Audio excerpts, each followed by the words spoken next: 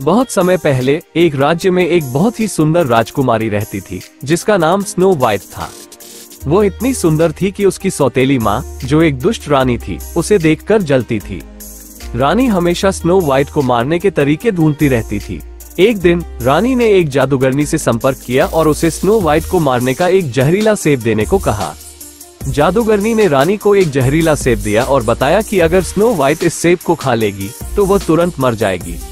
रानी ने सेब को अपने हाथ में छिपाया और स्नो वाइट के पास गई।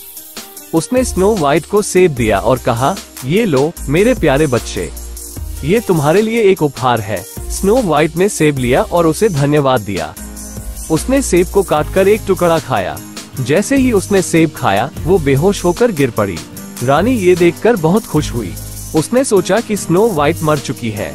वो महल से भाग गई और वापस नहीं आई। स्नो वाइट कई दिनों तक बेहोश पड़ी रही। 7 बौने जो जंगल में रहते थे, उन्होंने स्नो वाइट को एक कांच के ताबूत में सोते हुए देखा। वे स्नो वाइट की सुंदरता से बहुत प्रभावित हुए और उन्होंने उसकी रक्षा करने का फैसला किया। 7 बौने स्नो वाइट को अपने घर ले गए और उसे कांच के ताबूत में लिटा दिया। वे हर दिन स्नो वाइट के पास आते थे और उसे देखते थे। वे उसे बहुत प्यार करते थे और उसकी वापसी की प्रतीक्षा कर रहे थे। एक दिन एक राजकुमार जंगल में शिकार कर रहा था।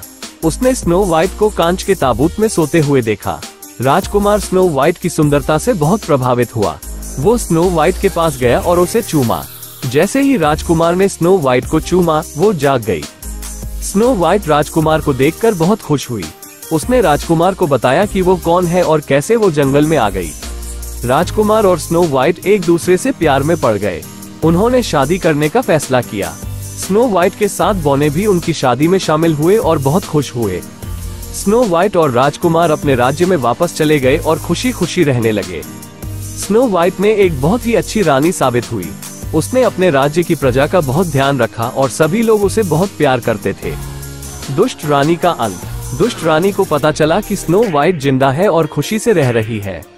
वो बहुत गुस्सा हुई और स्नो वाइट को मारने के लिए महल में गई। रानी ने स्नो वाइट को एक जहरीले सेब के रूप में बदल दिया। वो स्नो वाइट के पास गई और उससे सेब लेने के लिए कहा। स्नो वाइट ने सेब ले लिया और उसे काटकर एक टुकड़ा खाया। जैसे ही उसने सेब खाया, वो बेहोश होकर गिर पड़ी। राजकुमार ने ये देखकर बहुत डर गया।